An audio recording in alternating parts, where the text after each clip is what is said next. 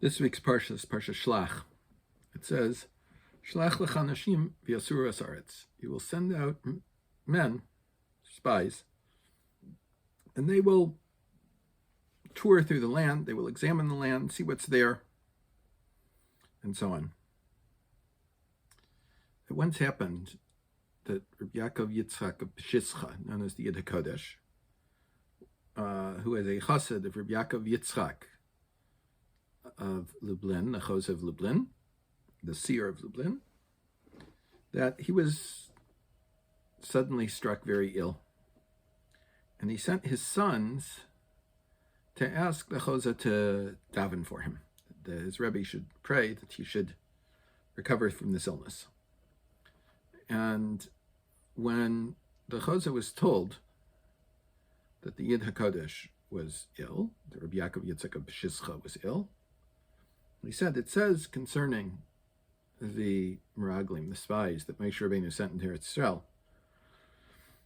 that it happens that the Beis Din Shamala decrees that if someone has finished the job that they have to do in this world, they've elevated what they're supposed to elevate, they've fixed what they're supposed to fix, whatever avodas hakodesh they have in this world, whatever holy worship, holy work they have, whatever areas they have that they're supposed to fix and help people with, has already been done and completed, then there's no reason for them to continue.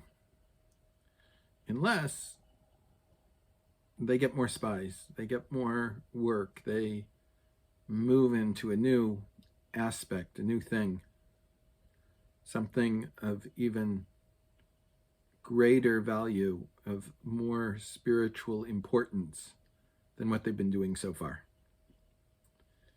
And it was at this point that the Yid HaKodesh of Parshas began to accept Talmidim, began to accept Chassidim, and wasn't only doing avodas kodesh for himself, but he was doing it for other people as well. And this enabled him to continue to grow and live, because now he was doing things for other people as well as only for himself. There is a famous Chassidic teaching that some ascribe to the Baal Shem Tov, that an neshama wears and tears for 70 or 80 years just to do a favor for another. That we don't know exactly what it is that we're here for. But it's not for ourselves, it's for what we can do from others. The Gemara says in Nadarim Arba Chashuvim Kames that 4 different categories of people are considered as if they're dead. And when you look at all of these different people, whenever I have these lists, I always remember 3 out of the floor. One is a Metzora, he's a leper, he's sent out of the camp, so he can't do anything to help people. One is a poor person, he can't give any tzedakah to help anyone. One is a blind person, he's incapable, he needs other people to help him, he can't help himself.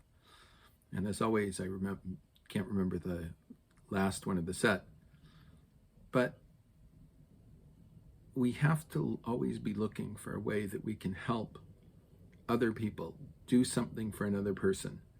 When we find that, then we're able to grow and continue life. Life isn't only a physical life, it is a spiritual life as well.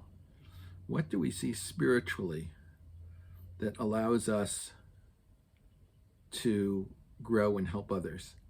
There's an interesting saying that the Yid HaKodesh told about his life, his childhood, his melamed.